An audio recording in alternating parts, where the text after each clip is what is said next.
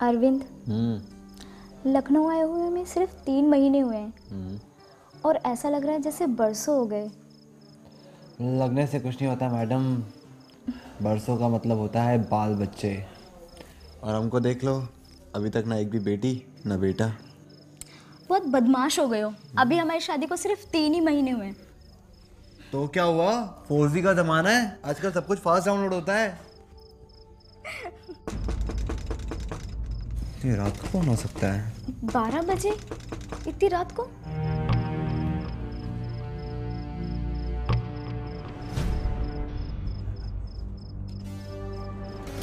ये कौन हो तुम लोग?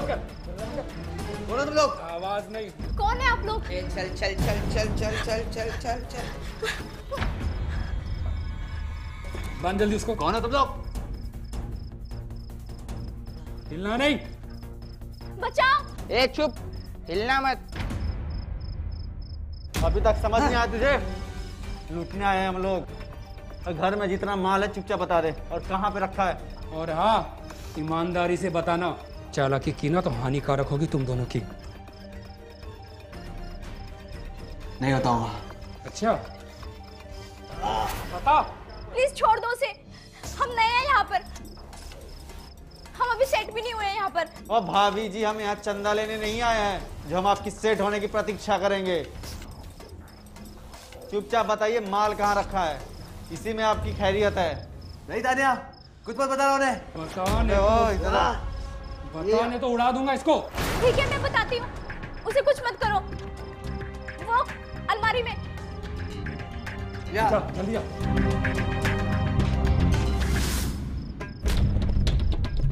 जल्दी निकाले, जल्दी करना।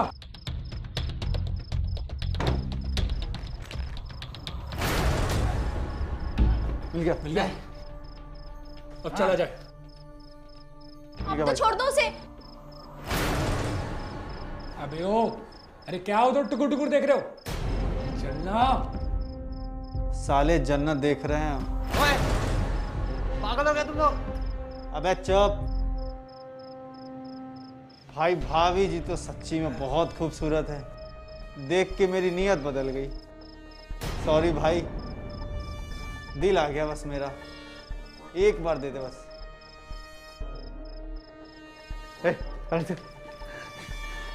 भाभी जी, भाभी जी, छोड़ो से, छोड़ो से।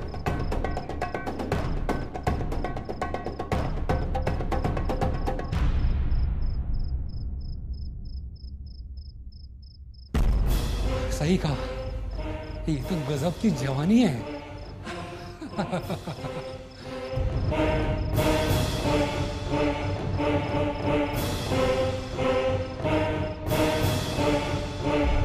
छोड़ो से।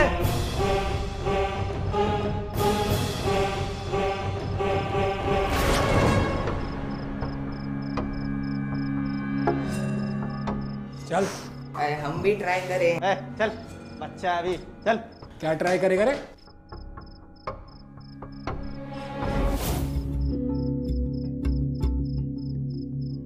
एक सुखी दंपत्ति जो अपने आने वाले भविष्य के लिए सपने सजा रहा था, 10 मिनट में देखते ही देखते उसकी जिंदगी बर्बाद हो चुकी थी।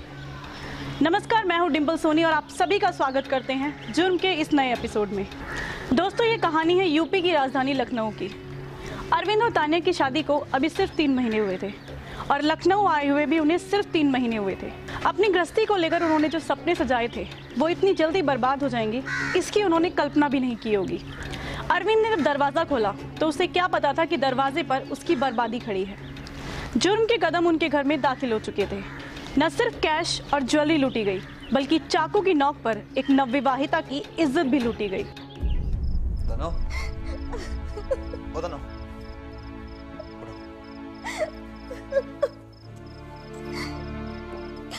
पुलिस को फोन करो। तनो, हम शांति से सोचते हैं। शांति से अब क्या सोचना है? घर में डकैती हुई, तुम्हारे सामने तुम्हारी पत्नी का बलात्कार हुआ है, अब क्या सोचना है तुम्हें? पुलिस को फोन करो प्लीज, पुलिस को फोन करो। सिर्फ डकैती हुई होती तो हम खुद ही फोन कर देते पुलिस को, लेकिन तुम्हारे बलात्कार की बात अगर बाहर गई तो बदनामी होगी। बदनामी? क्या तुम नहीं चाहते वो पकड़े जाए? हम चलेंगे पुलिस के पास। अभी तुम शांत हो जाओ, हम चलेंगे पुलिस के पास। कैसे पति हो तुम? मुझे कोई परवाह नहीं है बदनामी की। उन लोगों ने मेरा बलात्कार किया है। अभी के अभी पुलिस को फोन करो। हम चलेंगे पुलिस के पास। अरविंद प्लीज अब पुलिस को फोन करो। हम चलेंगे पुलिस के पास। अभी तुम शांत हो जाओ, हम चलेंगे पुलिस तुम के कर पास। रहे हो या मैं करूं? ठीक है, हम करते हैं पुलिस को फोन।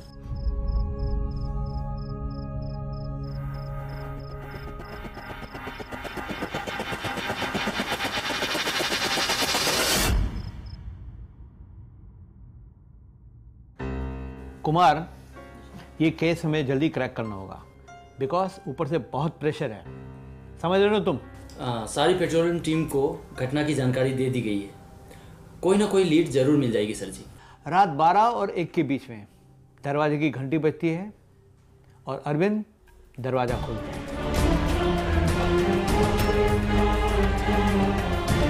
दरवाजे पे होते हैं 3 आदमी, मुंह ढका हुआ, हाथों में चाकू, और धमकाते हुए अंदर आते हैं, धक्का देते हैं और फिर खुद ही दरवाजा बंद कर देते हैं।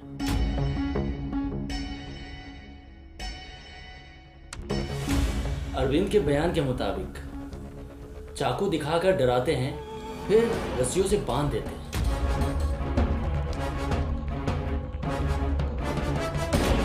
पति पत्नी चिल्लाए होंगे और उन लोगों ने चाकू के दम पर उनको डराया होगा, कपड़ा मुंह में ठूसा होगा और ये पूछा होगा कि कैश और जेवर कहाँ है। घर में जितना माल है चुपचाप बता दे और कहाँ पे रखा है। और हाँ, ईमानदारी से बताना, चालाकी की ना तो हानिकारक होगी तुम दोनों की। तानिया ने डर कर अलमारी की तरफ इशारा की होगी। ठीक है मैं बताती हूँ, उसे कुछ मत करो। वो अलमारी में जहां से लुटेरों को 10 लाख कैश और जेवर मिले होंगे और जाते जाते उन्होंने तानिया का रेप कर दिया।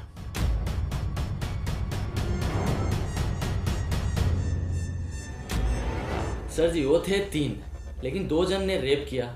तानिया के बयान के मुताबिक तीसरा बंदा नाबालिग था, जबकि वो भी चाहता था रेप करना। कुमार, तुम एक काम करो, अरविंद के घर के आसपास जितनी भी सीसीटीवी कैमरास हैं उससे पता लगाओ कि इन दोनों की किसी और के साथ कोई दुश्मनी तो नहीं।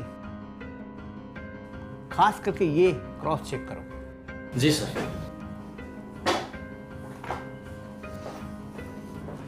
आप लोगों की किसी से कोई दुश्मनी? जी नहीं इंस्पेक्टर साहब, अभी हमें यहाँ पे आए हुए ही 3 महीने हुए हैं, ना किसी से कोई जान पहचान, और आसपास के लोग भी काफ़ी अच्छे हैं। लखनऊ से पहले आप कहाँ रहते थे? जी बेसिकली हम लोग भोपाल से हैं और मेरी शादी के बाद मेरी जॉब की शिफ्टिंग की वजह से हमें लखनऊ आना पड़ गया। वैसे भी तानिया को लखनऊ बहुत पसंद है। उन तीनों के चेहरे देखे थे आपने? ज़रा याद कीजिए कि कैसे दिखते थे। आप एक ही सवाल बार बार क्यों कर रहे हैं? मैंने आपको बताया ना, उनके चेहरे पे कपड़ा बंधा हुआ था और सिर्फ आंखें नजर आ रही थी। देखिए तानिया जी, उन तीनों को सिर्फ आप दोनों ने ही देखा था, तो केस क्रैक करने के लिए हम आप ही लोगों से पूछेंगे ना। कुछ ऐसा देखा था आप लोगों ने अजीब? बातचीत में एक दूसरे का नाम लिया हो? उनकी भाषा से ये लग रहा था कि वो यूपी के हैं, हो सकता है वो लखनऊ से हो। और कोई क्लू जिससे हम उन्हें पहचान सके? उनके मुंह पे कपड़ा बंधा हुआ था और सिर्फ आंखें दिख रही थी, उसके अलावा कुछ भी नहीं पता हम लोगों को। जब हम कह रहे थे कि हमको भी मजा करना है, तब क्यों नहीं करने दिए तुम लोग? ओले ओले ओले, इतना गुस्सा मेरे दोस्त। अबे कमल, तुम समझते नहीं हो बे, साले बिगड़ जाओगे, समझेगा? हम दोनों के सामने तुम उससे मज़ा करोगे तो हम दोनों का अच्छा लगेगा? अबे तुम छोटे हो हमसे, समझेगा? हम तुमको अपने सामने ये खैनी खाने नहीं देते और तुम हो कि वो मज़ा करोगे हमारे सामने। हमरे सामने आप लोग सिगरेट पी सकते हो, खैनी खा सकते हो, तो हम काहे नहीं कर सकते? काहे कि तुम बालिग नहीं हो, समझे? कौन बालिग है कौन नाबालिग, ये कौन डिसाइड करता है? आप लोग, ये दुनिया या ऊपर वाला? सिस्टम डिसाइड करता है। अरे यार, तब तो सिस्टम को कुछ पता ही नहीं है। अरे जब कोई 16-17 साल का लड़का रेप करता है, मजा लेता है, तो खुद ही साबित हो जाता है कि वो नाबालिग नहीं है। अगर रेप करेगा तो नाबालिग नहीं होगा, और जो नाबालिग होगा तो रेप कर ही नहीं पाएगा। वाह, क्या बात। और एक और बात सुनो तुम दोनों, पहले काम की बात कर ले। अगर अगली बार ऐसा मौका मिला तो ये बताइए, हमें मजा करने देंगे या नहीं? अबे घोचू, हम वहाँ मजा करने गए थे कि लूटने गए थे? वो तो अचानक से कपार घूम गया और ये सब हो गया, और अब हमें पछतावा भी हो रहा है। लेकिन अगली बार ध्यान रखना, कोई भी मजा वजा के चक्कर में नहीं पड़ेगा। हाँ, ये बात सही है।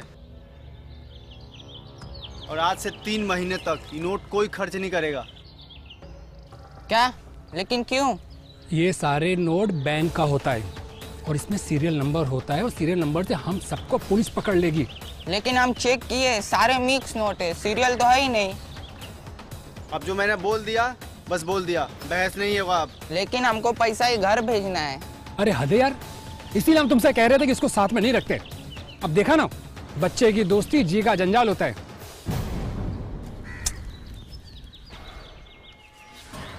अब नया मालदार ढूंढो लखनऊ में, अब नया टारगेट भी जरूरी है।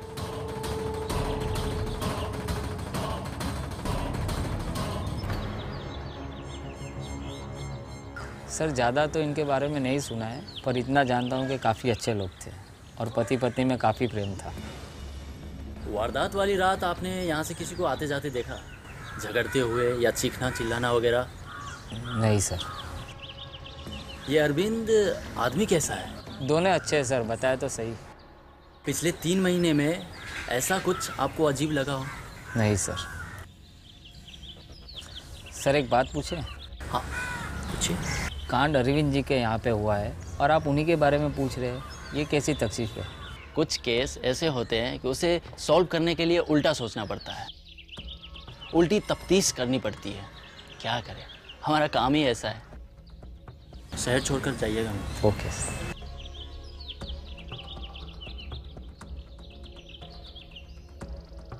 देखो कैसे घूम रही है, जैसे कुछ हुआ ही ना हो। बताओ, इसका बलात्कार हुआ है और ये ऐसे बन ठन के बाजार जा रही है, खरीदी कर रही है। हमें तो अच्छे लोग लगते थे, देखकर ऐसा लगता है कुछ ज़्यादा ही अच्छे लोग हैं, फैशन वाले लोग हैं। फैशन इतना करेगी, रेप तो होगा ही ना। कितनी घटिया सोच है तुम लोगों की।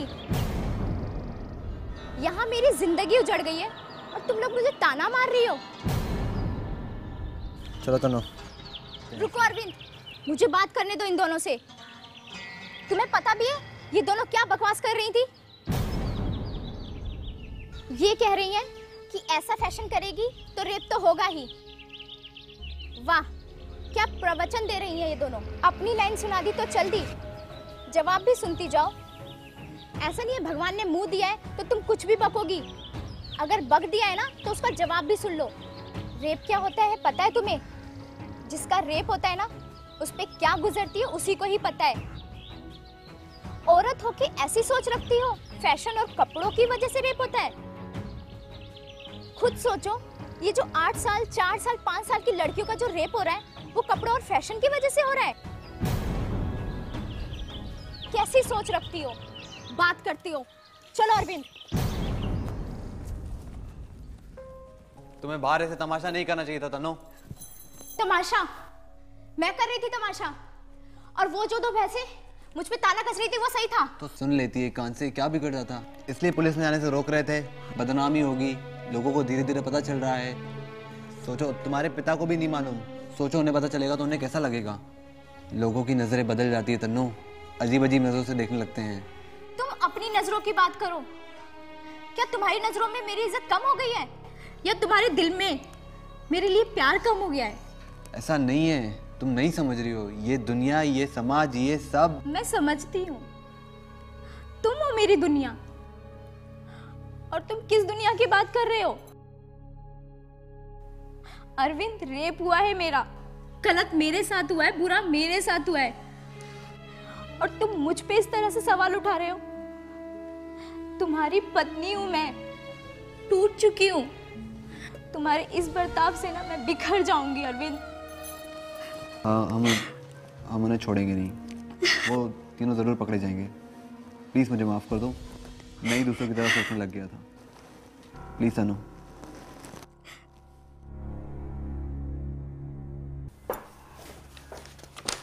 सर, इस पेन ड्राइव में कुछ ऐसा है जो हमारे इस केस में मदद कर सकता है। और वैसे क्या है इस पेन ड्राइव में? अरविंद के घर के बाहर सड़क पर थोड़ी दूर में एक मेडिकल का दुकान है, वहाँ पे एक सीसीटीवी कैमरा था। कल रात की सारी फुटेज इसमें। वेरी गुड, क्या बात है।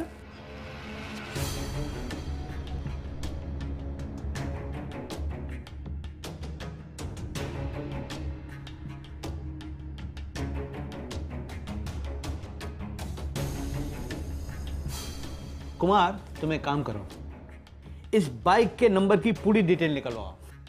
जी सर। क्योंकि ये हमारे लिए बहुत बड़ा क्लू होगा वहां तक पहुंचने के लिए जहां मुजरिम छुपा हुआ है। जी सर।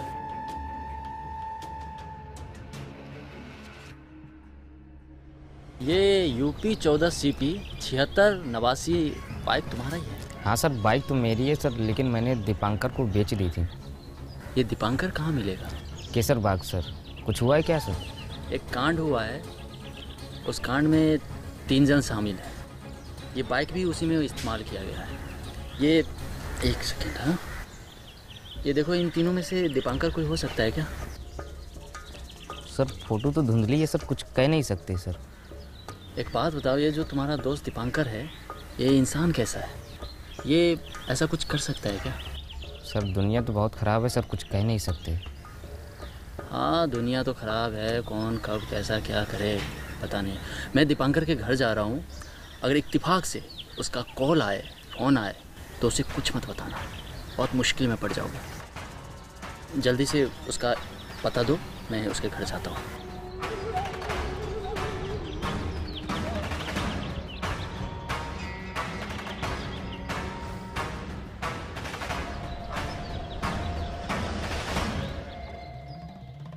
यही है।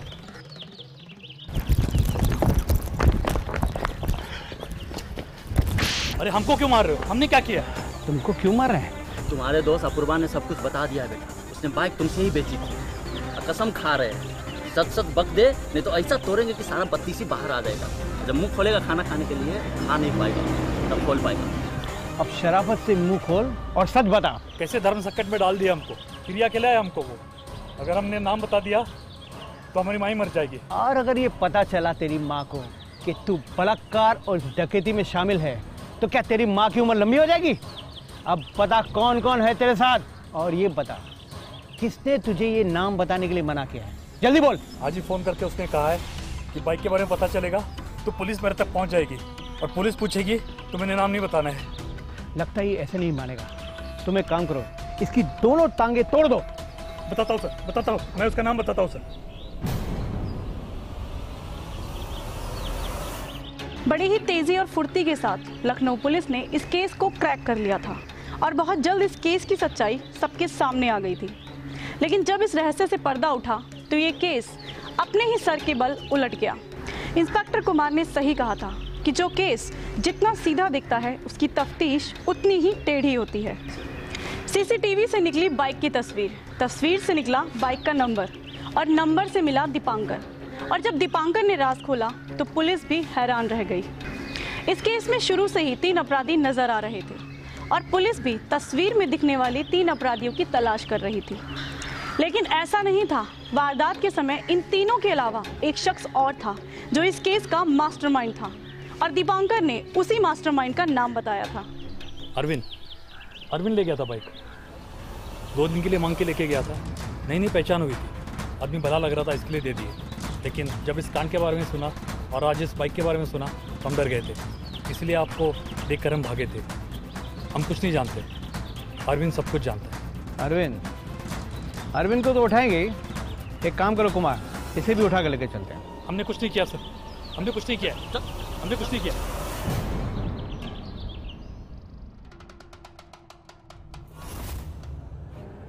आप लोग यहाँ कुछ पता चला क्या?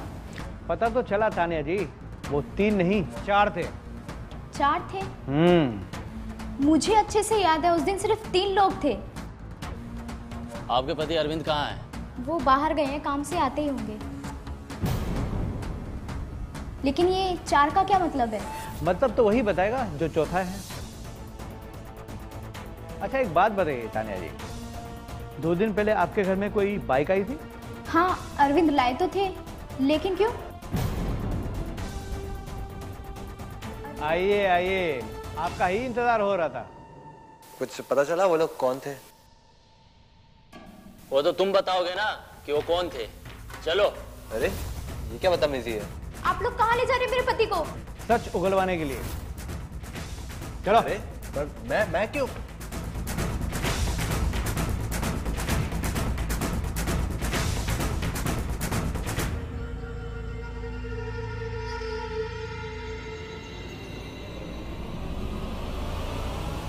हेलो पापा,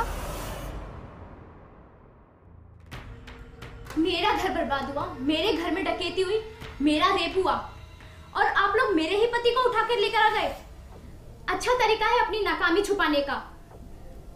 सस्पेक्ट को पकड़ने के बजाय आप विक्टिम को ही लेकर आ गए। विक्टिम आप हैं, आपके पति नहीं। आपके पति सस्पेक्ट हैं, प्राइम सस्पेक्ट। देखिए दरोगा जी, वो लोग सिर्फ 3 थे, चौथा कोई और है। और आप लोग कोई झूठी कहानी गढ़कर मेरे पति को मत फंसाइए।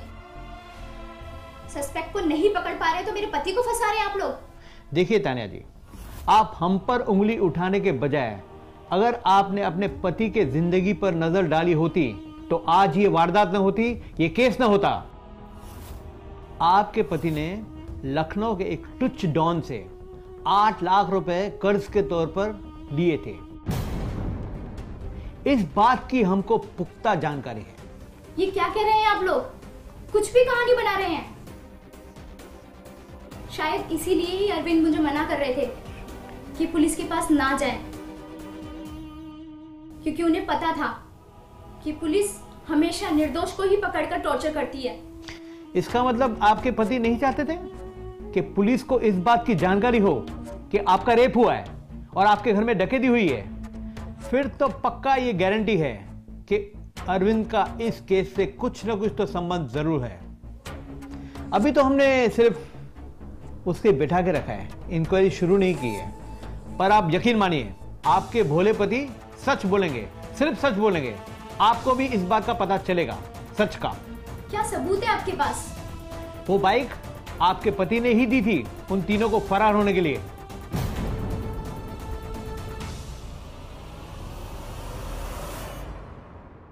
कितनी बार बोलूं सर, 10 लाख रुपया कैश, मेरी बीवी का जेवर और बाइक की चाबी सब लेके गए।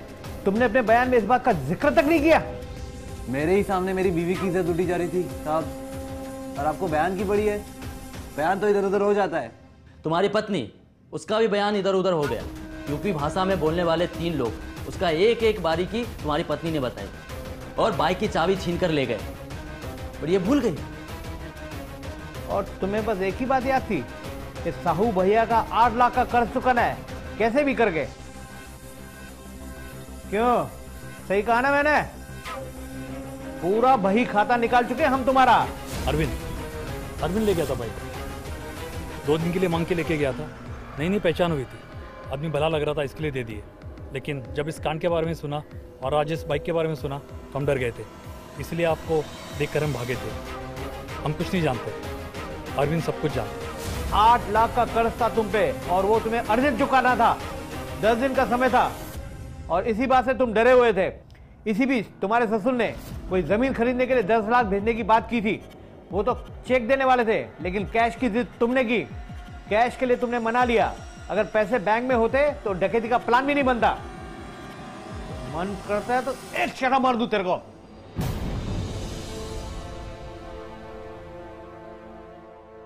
तानिया बेटा, पिताजी, हौसला रख बेटा, कुछ नहीं होगा अरविंद को, मैं आ गया हूं ना। पिताजी, अरविंद ने बयान दिया है कि गुंडों ने बाइक की चाबी उससे छीनी। ये झूठ है पिताजी। मुझे याद है उन तीनों ने बाइक की चाबी ली ही नहीं थी, और जब बाइक की चाबी मिली ही नहीं तो वो भागे कैसे? प्लान तो अच्छा था तुम्हारा, लेकिन एक गलती होगी तुमसे, बाइक की चाबी। अगर बाइक की चाबी को भी तुमने शामिल कर लिया होता ना प्लान में, तो तुमसे कोई गड़बड़ नहीं होती और तुम आज यहां पर नहीं होते। देखिए आप मुझे ऐसे, मन तो करता है। ये पहली फोटो जिसमें वो बाइक से जा रहे हैं, ये दूसरी फोटो जिसमें वो उसी बाइक से वापस आ रहे हैं, वो भी वारदात से 20 मिनट पहले। चाबी छीनते तो सिर्फ जाने का फोटो होता, वापस आने का फोटो बाइक पर। सब समझ में आता है मुझे। बाइक तो तूने पहले ही दे दिया था, लेकिन आसपास की सीसीटीवी को भूल गया था तू। बस एक बात खटक रही थी कि ये लूट के बीच में रेप का क्या मामला है, रेप क्यों किया?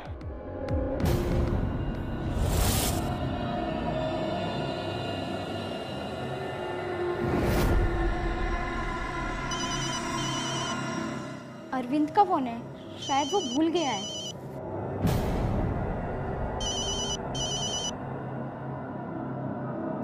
देखो अरविंद, गुस्सा थूक दो, जो हुआ सो हुआ। वैसे भी हम तुम्हारे प्लान के मुताबिक आए थे सिर्फ लूटने, लेकिन भाभी जी इतनी खूबसूरत थी कि हम अपने आप को रोक ही नहीं पाए। खैर, हमको पुलिस वुलिस के चक्कर में नहीं पड़ना है।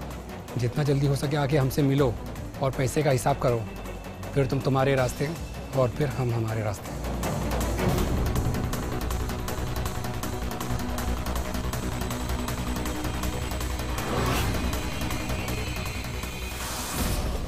तानिया बेटा। पिताजी,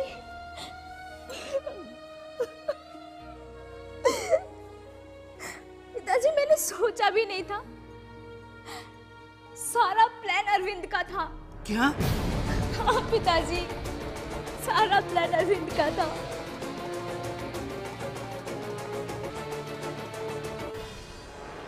ये अरविंद का फोन है, उन 3 में से किसी एक का कॉल आया था इस पर। आप लोग सही थे। देखिए तानिया जी, जिस तरह आपको अपने मोबाइल पर यकीन हुआ, उसी तरह 2 दिन से हमें अरविंद पर शक था। क्या जरूरत थी दामाद जी को ये सब करने की? अरे मुझसे क्या होता, मैं देता उसे 10 लाख रुपए, कम से कम मेरी बेटी की इज्जत तो नहीं जाती।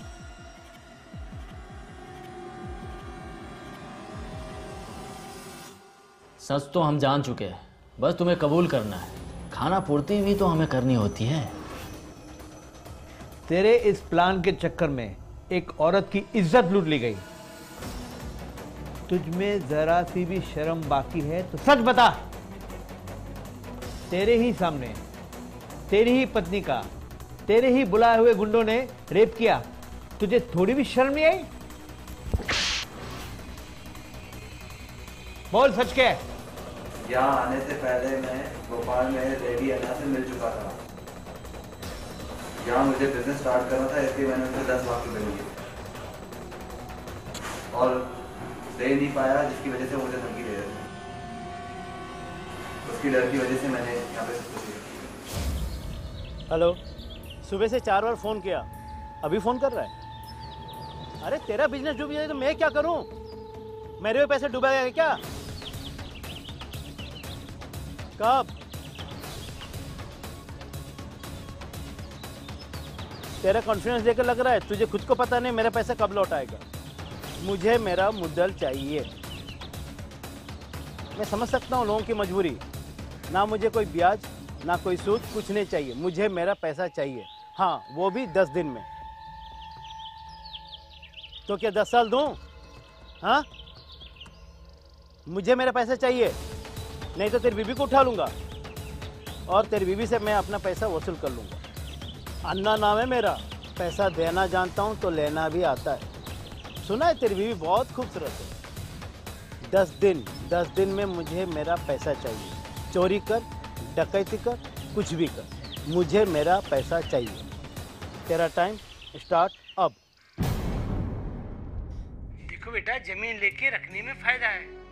कल को दामाद जी का बिजनेस चल निकला तो उसी जमीन पर घर बना लेना, ठीक है ना बेटा? पापा आप कितनी फिक्र करते हैं हमारी। आप दुनिया के सबसे अच्छे पापा हैं। मैं एक काम करती हूँ, मैं अपना अकाउंट नंबर आपको मैसेज कर देती हूँ। अरे उसकी ज़रूरत नहीं है, तू तो जानती है मुझे इंटरनेट वगैरह की समझ नहीं है। ऐसा करता हूँ, मैं चेक भिजवा देता हूँ। चेक? हाँ वो भी ठीक रहेगा। ओके पापा, बाय पापा। बाय।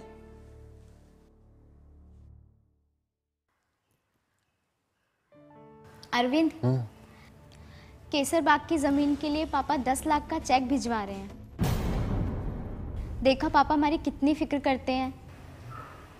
तो वो चेक क्यों भिजवा रहे हैं? उन्हें कहो ना कैश ही भिजवा दें। कैश क्यों? लाओ दो, मैं उनसे बात करता हूँ।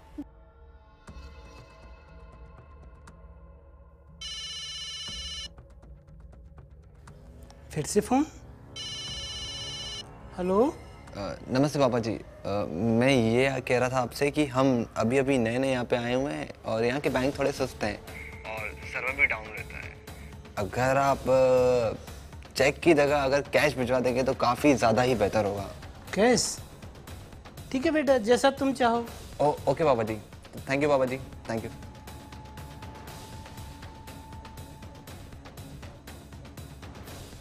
कैश?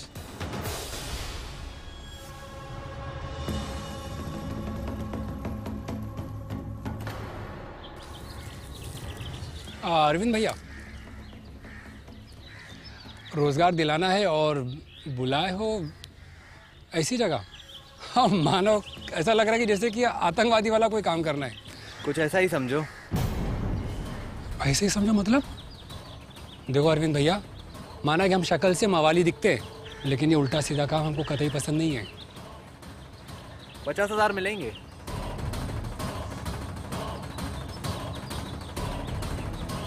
पक्का 50,000 मिलेगा? पक्का 50,000 मिलेंगे। लेकिन करना क्या उसके लिए? डकैती। डकैती?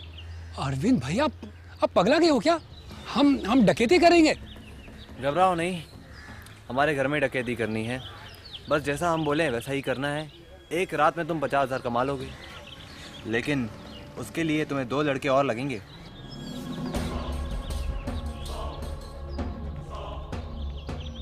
चलेगा, मंजूर है। ठीक है, कल या परसों एक बाइक ला कर देंगे तुम लोग को। डकैती 2 दिन बाद यानी नरसों होगी। मेरे घर बाइक से आओगे तो बाइक थोड़ी दूरी पर रोकोगे। ठीक है। घर में जब घुसोगे तो एक चीज़ याद रहे कि सबका चेहरा ढका रहना चाहिए।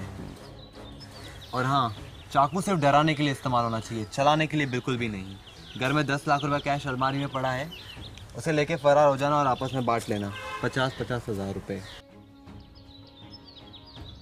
और 1.5 लाख रुपए के जेवरात और कुछ गहने पड़े हुए हैं, वो भी आपस में बांट लेना। डकैती हो रही है 10 लाख की और हिस्सा 54। बेटा कोई बैंक नहीं लूट रहे हो, डकैती कर रहे हो, वो भी हमारे घर में, वो भी हमारी मदद से, समझे? ठीक है, तैयार हैं। और याद रखे, कोई होशियारी या गड़बड़ी नहीं। अगर मैं अपने घर में डकैती का प्लान कर सकता हूँ तो तुम लोग की ज़िंदगी का भी प्लान कर सकता हूँ बहुत अच्छे से, समझे? ठीक है, कोई गड़बड़ी नहीं होगी। ठीक है।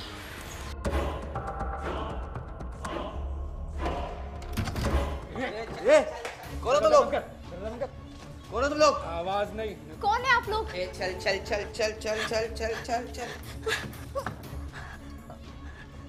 बांध जल्दी उसको। कौन है तुम लोग? हिलना नहीं। बचाओ। ए चुप, हिलना मत। अभी तक समझ नहीं आया तुझे? लूटने आए हैं हम लोग। घर में जितना माल है चुपचाप बता दे और कहाँ पे रखा है। और हाँ, ईमानदारी से बताना, चालाकी की ना तो हानिकारक होगी तुम दोनों की। नहीं बताऊंगा। अच्छा बता। प्लीज छोड़ दो उसे, हम नए हैं यहाँ पर, हम अभी सेट भी नहीं हुए हैं यहाँ पर। और भाभी जी, हम यहाँ चंदा लेने नहीं आए हैं जो हम आपकी सेट होने की प्रतीक्षा करेंगे। चुपचाप बताइए माल कहाँ रखा है, इसी में आपकी खैरियत है। नहीं तानिया, कुछ मत बता उन्हें। बताने तो उड़ा दूंगा इसको। ठीक है मैं बताती हूँ, उसे कुछ मत करो। वो अलमारी में। सही कहा, ये तो गजब की जवानी है।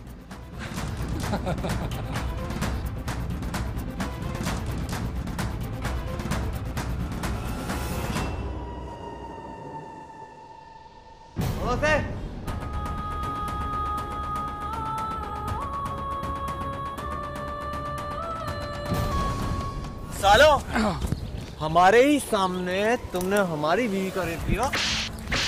अरे अरविंद भैया, और तुम लोग की जान ले लेंगे सालो, हराम खोरो।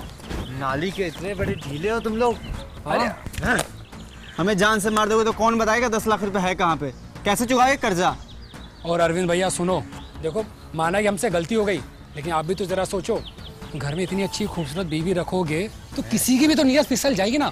और सुनो, आप चाहो तो हमारे हिस्सों में से 10-10 रुपए काट लो रेप के बदले में। तेरी बीवी की कीमत लगाता है, आज तुम दोनों को यहीं निपट लूंगा मैं। अरे हम सॉरी कह रहे हैं ना। सॉरी क्या घंटा कह रहे हो? गई गलती हमसे।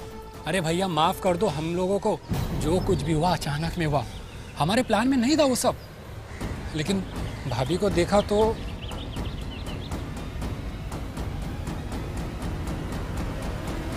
तू पति है? तुझे तो इंसान कहने पे भी मुझे शर्म आ रही है। तू कलंक है मर्दों पर। तुमने अपनी ही पत्नी के बलात्कारियों को माफ कर दिया? तुझे थोड़ी भी शर्म नहीं आई? तुमने एक बार भी सोचा जब ये डकैती का राज तुम्हारी पत्नी को पता चलेगा तो क्या बीती हुई उस पर? अपने पत्नी या ससुर को बोल देता ना पैसों के लिए, मान सम्मान कम हो जाता क्या तेरा? पति पत्नी की रक्षा के लिए होता है। तू मुझे पहला ऐसा पति मिला जिसके कारण तुम्हारी पत्नी का रेप हुआ। सड़ेगा बेटा तू, सड़ेगा, जाएगा, लंबी जाएगा तू जेल में।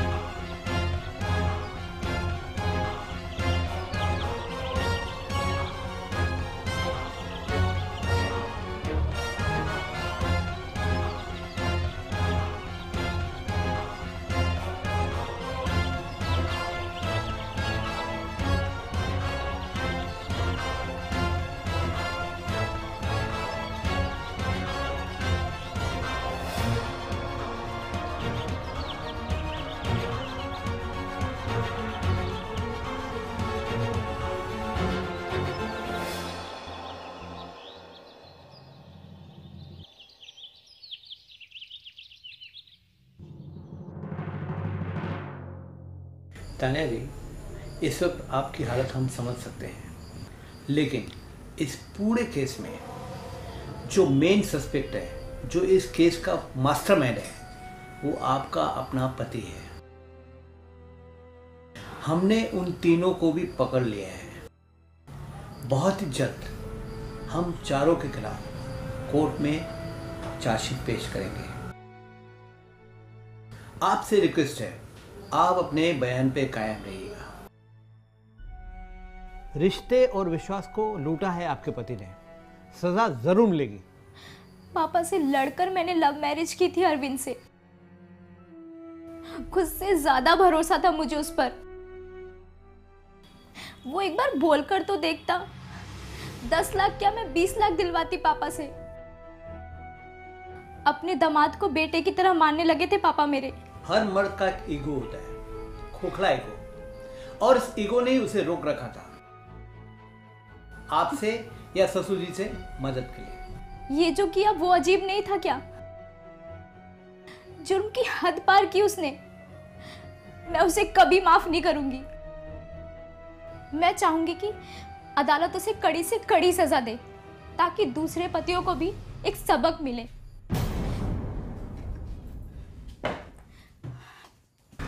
इस केस को पुलिस ने क्रैक किया और चारों मुजरिम सलाखों के पीछे थे। अदालत ने सजा दी और कानून की जीत हुई। लेकिन अगर इंसाफ के नज़रिए से देखा जाए तो क्या ये तान्या के साथ इंसाफ था? उसकी ज़िंदगी तो और बर्बाद हो चुकी थी जब उसे ये पता चला कि उसकी बर्बादी का जिम्मेदार, यानी कि उसकी बर्बादी का मास्टरमाइंड कोई और नहीं, उसका खुद का पति था। अरविंद लॉकअप में बैठकर पश्चाताप के आंसू बहा रहा था, लेकिन ये प्रायश्चित, ये पश्चाताप उसके किसी काम का नहीं था, क्योंकि वो पत्नी जिससे वो सबसे ज़्यादा प्यार करता था, आज वही उससे सबसे ज़्यादा नफरत करती थी, और यही उसके लिए सबसे बड़ी सज़ा थी। इस केस में अगर गौर किया जाए तो अरविंद को ये सब करने की जरूरत पड़ती ही नहीं। अगर अरविंद अपनी ईगो और अपने अभिमान को साइड में रख के अपनी पत्नी को अपने कर्जे की बात सच सच बता देता तो शायद वो आज इस तबाही से बच जाता। जुर्म करने के 1000 कारण होते हैं, लेकिन जुर्म से बचने का सिर्फ एक रास्ता होता है, और वो ये कि जुर्म सही रास्ता नहीं होता। जुर्म की सुरंग का दूसरा रास्ता सीधा जेल की सलाखों के पीछे जाकर खुलता है। आज के लिए आपसे इजाज़त चाहेंगे, फिर मिलेंगे जुर्म की एक नई कहानी के साथ। तब तक के लिए आप खुश रहें, स्वस्थ रहें और जुर्म से सतर्क रहें। जय हिंद, जय भारत।